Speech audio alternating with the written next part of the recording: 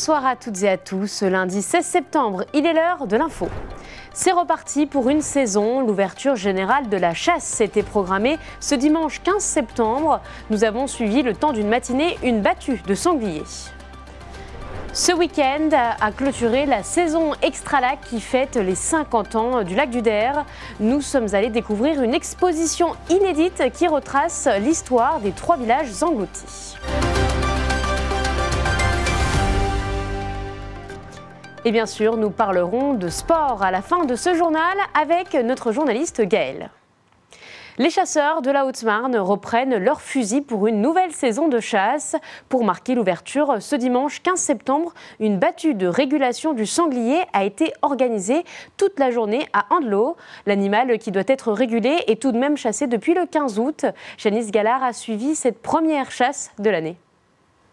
Après des derniers rappels sécuritaires, Port d'un gilet fluorescent orange visible est obligatoire pour tous les chasseurs et les accompagnants. Tout le monde a un gilet orange ou une veste orange, c'est parfait.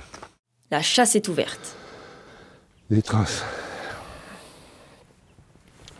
Ce dimanche 15 septembre marque le début de la saison de chasse. Pour cette première matinée, c'est battue de régulation du sanglier. La battue de régulation, ça permet de prélever des animaux qui sont en trop grand nombre, là, tels que le sanglier qui provoque beaucoup de dégâts sur les cultures, entre autres le maïs. Ces dernières années, les dégâts peuvent aller jusqu'à 2 millions d'euros. Malgré l'installation de clôtures électriques par les chasseurs pour éloigner le gibier, le nombre de sangliers est trop élevé. Un danger pour l'agriculture en Haute-Marne. 1000 hectares de détruits sur la Haute-Marne. Le chasseur, tous les ans, prélève des sangliers. Certes, pas assez pour l'année précédente. Cette année, il va falloir prélever jusqu'à 17-18 000 sangliers. Voilà, pour arriver à stabiliser la population.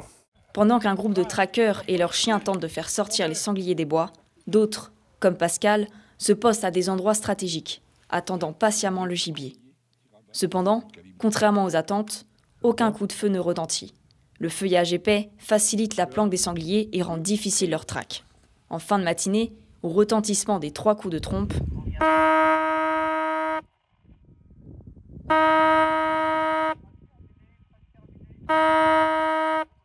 la fin de la chasse est annoncée. Aucun sanglier n'a été abattu. Les chasseurs reviendront tous les dimanches jusqu'à fin février 2025.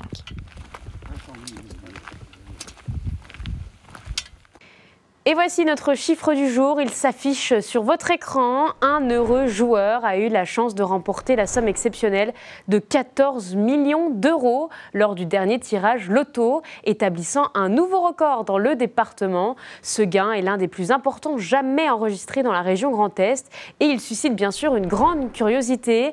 Le ticket gagnant a été validé quelque part en Haute-Marne, je vous le disais, mais le lieu exact reste encore mystérieux, alimentant quelques spéculations. Les habitants attendent avec impatience de découvrir à quel point de vente a vu passer ce ticket millionnaire. Pour l'instant, l'identité du gagnant demeure encore inconnue. Le passé refait surface à Champaubert. Ce week-end, les locaux et les touristes ont pu découvrir une page parfois méconnue de l'histoire de la région, celle des 3 villages engloutis lors de la création du lac du Der il y a 50 ans. Une exposition installée dans l'église retrace à travers des photographies et des archives l'histoire des anciens habitants. Célia Richard et Julien De Bruyne vous font la visite. Raconter l'histoire en images. Dans l'église de la presqu'île Champaubert, le passé refait surface. Ce samedi, les locaux et touristes ont pu découvrir ce qu'il reste du souvenir des 3 villages engloutis il y a 50 ans. Parfois méconnus pour certains, cette exposition doit permettre d'en apprendre davantage sur le lac du Der. Non, on ne connaissait pas et puis il y a un an, comme je vous ai dit, on a atterri ici, on a été voir le musée et c'est là qu'on a su vraiment ce qui s'était passé à l'époque. La France, elle a beaucoup de belles histoires du passé et il faut la mettre en avant, il faut tout mettre en avant, le passé pour les jeunes d'aujourd'hui. Il faut que les jeunes d'aujourd'hui savent qu'est-ce qui s'est passé à l'époque pour qu'ils savent aussi pour le futur, pour leurs enfants. 50 ans d'histoire retracée à travers quelques photos. Les anciens habitants, les passionnés d'histoire et les associations ont réuni tous les clichés qu'ils ont pu retrouver. Oui, je suis fier parce que c'est quand même quelque chose de beau qui a été réalisé. Mais au démarrage de toute cette aventure, j'étais un petit peu triste parce que bien sûr, toutes ces familles qui ont été retirées de leur village, tous ces bois qui ont été abattus, c'était triste à voir. On serait cru pendant les bombardements, pendant la dernière guerre mondiale. Cette exposition a été mise en place pour le dernier week-end de l'Extra-Lac, une saison anniversaire qui célèbre les 50 ans du DER. Chaque année, le réservoir attire plus d'1 million de touristes. Il était important qu'ils découvrent l'histoire de sa création. Disons que ça représente quand même un petit peu pour les gens qui ont habité là et qui viennent voir l'exposition, même les touristes, c'est toujours ils ne se rendent pas compte de ce qui s'est passé, qui sont bien contents de voir un petit peu comment ça s'est passé et comment c'est maintenant. C'est parce que maintenant c'est vraiment touristique. Hein. À travers ces photographies, touristes et habitants du territoire plongent dans le passé du lac. Ils rencontrent les femmes et les hommes qui, il y a 50 ans, ont quitté leur village, devenu aujourd'hui le plus grand lac artificiel de France. On est lundi et il est l'heure de l'Infosport.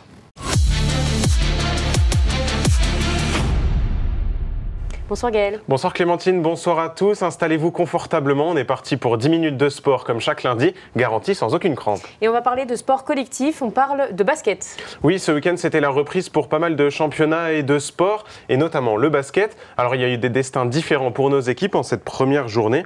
En National 3, vous le voyez, les Marnais de la Gauloise sont allés décrocher une très belle victoire sur le parquet de Célestat, 68-56. Ça a été plus compliqué pour Saint-Dizier en pré-national.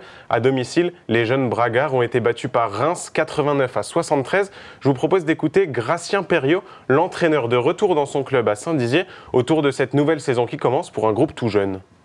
On a des jeunes qui sont revenus soit de retour de prêt, ou de U17 régions qui vont faire leurs armes en prénat pour la première fois, donc c'est pas facile. Aujourd'hui, ce qu'on a pu voir hier, en tout cas, c'est très encourageant. Les anciens, si je puis dire, et puis avec le gros apport du capitaine, fait du bien, arrive un peu à garder ce groupe et fédérer. Je suis très content d'être revenu au club.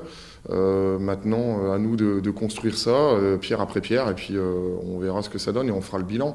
Effectivement, le souhait et la volonté du club, c'est de se maintenir avant tout. Et on verra après, la saison prochaine, on sera une autre. Autre sport qui reprenait, c'est le handball. Qu'est-ce que ça a donné pour nos meilleures équipes locales ? Eh bien, ce week-end, c'était quasiment un carton plein, figure-toi. En National 3, les filles de Bar ont réussi leur entrée en matière dans ce tout nouveau championnat pour elles, en allant battre largement l'équipe réserve de Reims, 38-24. Pareil, les garçons de Chevillans, tout fraîchement montés en pré-national, on s'en souvient l'année dernière, ils ont fait tomber Thionville 2, 33-30. Et enfin, il aura manqué un tout petit but aux filles de Chaumont pour éviter la défaite face à Voipy, 31-30, score final pour les Mosellanes. Et pour notre seule équipe professionnelle haut-marnaise, le CVB, pas encore de championnat, mais quand même quelques bonnes nouvelles. Oui, en volley, la saison, elle démarre un peu plus tard que les autres sports collectifs, mais on a quand même quelques nouvelles du CVB qui a organisé ce week-end son tournoi international de pré-saison. C'était l'occasion pour ce nouvel effectif de se tester, de se régler. Et face aux Belges d'Alost, aux Tchèques de Karlovarsko et aux Franciliens du Plessis-Robinson, je vais y arriver, le CVB a fait presque un sans faute, 2 victoires, 1 défaite. Ça lui permet de remporter ce tournoi. C'est idéal à un peu moins d'1 mois du début du championnat. Joseph Worsley, le capitaine chaumontais, nous a parlé de cette fin de préparation. But it's good. I think we learned a lot. You know, we have a lot of new players and a lot of things that we have to work out, and there's good lessons and also lessons that we learned that we need to be better in now before we start the season in 2 weeks. Next weekend we go to Switzerland and we play the last preparation matches there against a few different teams, and then after that we're getting ready for match 1 in Turquoise. Un rapide mot de football avec la Coupe de France et bien sûr un exploit au Marnais. Exactement, c'était le 3e tour ce week-end et c'est l'entente Chamouillet-Roche-sur-Marne qui a créé la surprise. Pensionnaires de D2, ils ont battu la régionale du foyer Barcé-Canet grâce à un but dans les toutes dernières minutes. Parmi les autres résultats, vous le voyez, l'Espérance de Saint-Dizier qui continue son beau parcours en dominant Maranville 3-0. Les gros du département, Marnaval, Chaumont et Claron, ça passe sans souci, tout comme Vitry-le-François qui a éliminé Épernay au tir au but. Et pour faire le tour des sports collectifs, il ne manque plus que le rugby là. Oui, le ballon ovale, c'était aussi le retour ce week-end. En Régional 2, l'entente Saint-Dizier-Bar-le-Duc s'est malheureusement inclinée 25-5 face à Reims. C'était dimanche après-midi. Mais c'est un résultat pas si décevant pour, là aussi, une jeune équipe en construction. Écoutez. Défaite, mais positive dans le combat. On a des choses à régler, on le savait, c'est un nouveau groupe. 2 entraîneurs qui sont arrivés, des joueurs qui ont arrêté et on a eu des nouveaux joueurs qui sont montés et qu'on a essayé de développer un peu plus. Et c'est positif, on a quand même tenu le match quand même dur. Ils pensaient nous mettre 40 pions. On a bien tenu la route. Et ce soir, Gaël, tu nous proposes de rencontrer un jeune cycliste, un sportif du coin. Oui, un cycliste qui est en train de se faire un nom. Ce nom, c'est Mathis Beurville. Alors, si vous suivez le cyclisme local, vous devez forcément le connaître. Pour les autres, Mathis, c'est un jeune cycliste prometteur de Saint-Dizier, entraîné par son grand frère Maximilien. Et cette saison, ils avaient décidé de se consacrer à 100% au cyclisme pour se donner toutes les chances de briller. Résultat, un titre de champion du Grand Est en contre-la-montre, une première victoire chez les élites et des places d'honneur régulières. Nous l'avions suivi lors d'une sortie d'entraînement. Regardez. Chez les Beurville, dès qu'on a l'occasion et que le temps le permet, on sort les vélos. Au programme du jour, une sortie entre David, le père, et Mathis et Maximilien, les 2 fils.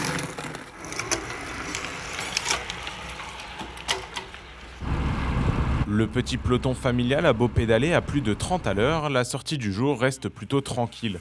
Et pour cause, Mathis, le cadet, est en pleine saison de course et enchaîne les compétitions chaque week-end. Là, on fait une petite sortie récupération d'une petite 1h et demie quasiment. On va aller jusqu'au Der. Faire des kilomètres, je me sens un peu libre quand je roule. Rien que quand je viens ici, c'est là où je viens souvent, quasiment le plus souvent avant mes courses. Je me sens tranquille, je suis apaisé grâce à l'eau, à l'environnement qui est autour de moi et je me sens bien ici. Et depuis 2 ans, c'est son grand frère Maximilien qui l'entraîne et le coach. Cette double posture lui permet d'apprécier encore mieux la progression actuelle de Mathis. Quand on voit ses derniers résultats, il a fait le Grand Prix de la Somme il y a de ça 3 semaines, faire 8 top 10 et donc 8e à l'arrivée sur une course professionnelle. Je pense que c'est pas donné à beaucoup de personnes. Donc ouais, je pense qu'il va progresser, il progresse, il continuera à progresser. Et puis on verra où ça va l'amener, quoi. Mais c'est d'autant plus gratifiant pour lui et pour moi qu'il progresse autant qu'il progresse. Cette saison, le gamin de Saint-Dizier enchaîne effectivement de très bons résultats et commence à faire sa place dans le plus haut niveau amateur français. Un niveau amateur qu'a également connu autrefois le père. Si les 2 frères Beurville sont tombés amoureux du cyclisme étant petits, David n'y est pas pour rien.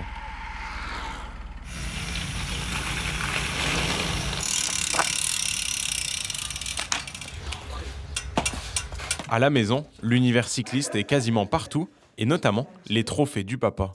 Ça c'était le classement de la première étape, et ça c'était le général parce que j'avais fait 2e au contre-la-montre et j'avais gagné le général en faisant 6e de la dernière étape. Oui, c'est des beaux souvenirs, c'est des beaux souvenirs. Et ça donne envie de faire pareil, c'est sûr.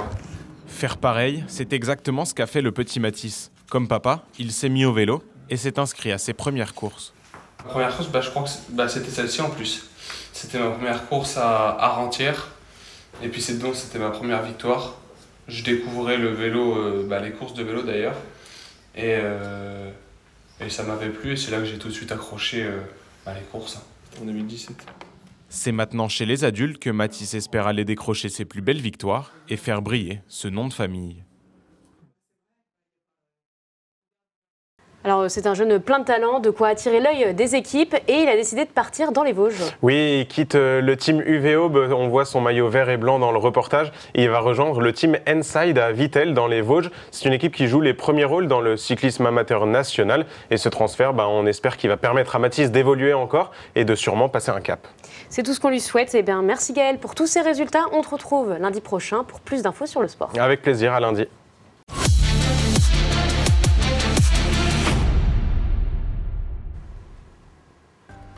C'est la fin de votre édition, merci de nous avoir suivis. Tout de suite, la météo. L'information continue sur Puissance Télévision. Bonne soirée.